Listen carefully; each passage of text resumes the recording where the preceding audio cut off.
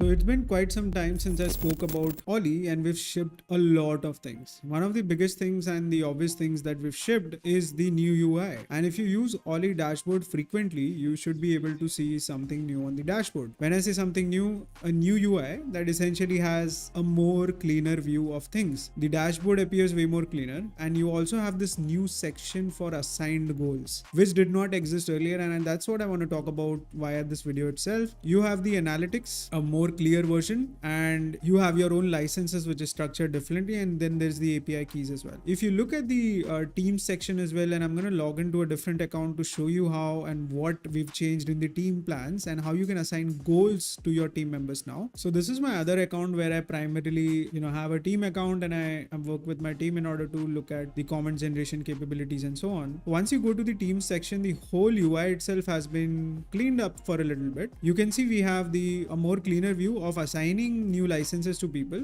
refreshing these license keys, and deleting the access for certain license keys. On top of this, the major feature that I also want to talk about is actually the sub-license goals features. Now what you can do, you want to assign them a goal to comment on LinkedIn, let's say 500 comments before a specific date. Then you can basically select the sub-licenses from in here. Let's say I select yasha@explainx.ai, and I can add a new goal. Now this would mean I can add a platform, and I'm going to say LinkedIn. I'm going to say publish 500 comments in next 100 days, and then you can go ahead and add this goal. You can see you got a success pop up here, and the goal is also added here. I already had a goal assigned to my profile before this, so you can see the goal is on the top here. Now when you go to the dashboard, because the goal is assigned to the same account, you can see I have two goals on my dashboard that I need to achieve before the end of this month, or before the end of, let's say, 100 days. The days left I think is incorrect, but the idea is that you can now assign goals to your team members that they need to achieve before the designated timeline. The other improvement is that how do you track these goals? So if you go to analytics now by clicking on the team and select the license that you would want to, let's say I'm going to go ahead and select the team license here. You can see I get a breakdown of the activity with respect to usage and the active sub licenses, the platforms where this license key has been used, and the actions. If you go to the usage details, you can see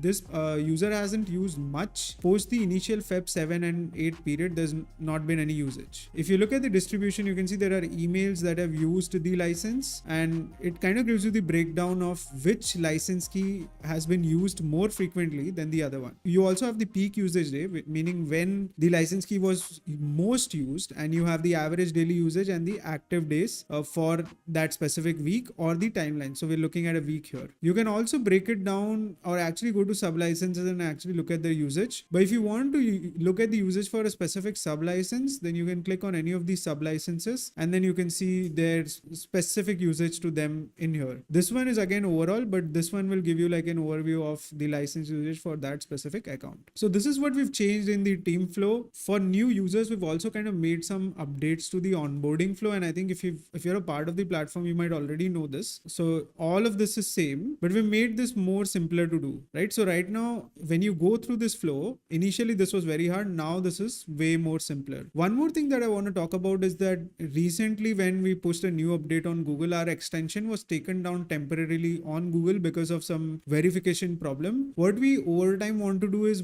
we want to migrate it away from Google such that even if our extension is not listed on Google at specific point of time, we still have the capacity to distribute the extension. So that is something that we're working on throughout this month, and the other things in the roadmap also include things like improvement to the extension, support for multiple other platforms, and the overall or the overarching goal for me is to make the extension available across all the websites, and which is something that I think we'll be targeting across in the March month. And we're also obviously working on things like advanced auto commenting features and so on. So I can give you a sneak peek with respect to what we are doing, and it's only accessible by select few accounts right now. So I'm going to just show you a sneak peek right now. So if you are a part of our beta testing team right now, if you go to tools, you will be able to find something called auto commenter. Now this auto commenter essentially connects to LinkedIn API and comments on posts on your behalf. Again, this is a very limited access feature right now, only for beta testers, but in the future, most of us will be able to use it via our credits. Essentially what we will do is select the hashtags we want to auto comment on. We use our brand voice and add, let's say, 10 posts. Now when we save the configuration, you can see with the amount of credits available, we can auto comment for 148 days, because one credit consumes, or one post or one comment consumes becomes one credit. So once you save the configuration on a daily basis, the auto commenter will automatically go to LinkedIn in this scenario and comment on social media posts. We're also working on Reddit, which I think I'm very excited about, and the flow is going to be similar to what you have on LinkedIn. Just that on